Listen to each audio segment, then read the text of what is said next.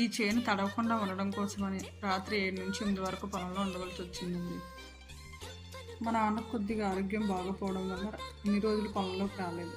ఈరోజు ఈ చేను కోసం పొలంలోకి వచ్చారు. ఈ చేను నూము దిగులు ఎక్కువగా ఉంటుంది. అందుకోసమే మా నాన్న అసలు మినప చేనులోకి రాలేదు ఈ సంవత్సరం.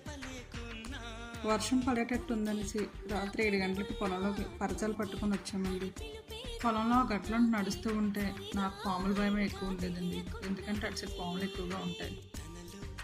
ఫోన్ టార్చ్ ఆన్ చేసుకుని మొత్తం పరచాలన్నీ సర్దామండి. ఈ టైంలో వర్షాలు పడేలా పరచాలు కప్పడం ఫస్ట్ టైం అంటున్నారండి మా నాన్న. గాలి చాలా ఎక్కువగా వేస్తుంది. ఇంకో పోగు మీద పరచా వేయాలండి. పరచాలు ఆ గాలికి ఉంటాయో ఉండవో అదొక డౌట్. ఆ చేను తడిచింది అనుకుంటే అది మళ్ళీ ఎండబెట్టే ప్రాసెస్ బోల్డ్ ఉంటుంది. అదంతా మూసుకొని ఎండబెట్టాలి. అన్నీ డబల్ పనులు అవుతాయి. అందుకోసమని నైట్కి నైట్ వచ్చి పరదాలు వేయవలసి వచ్చింది 2 పోగుల మీద.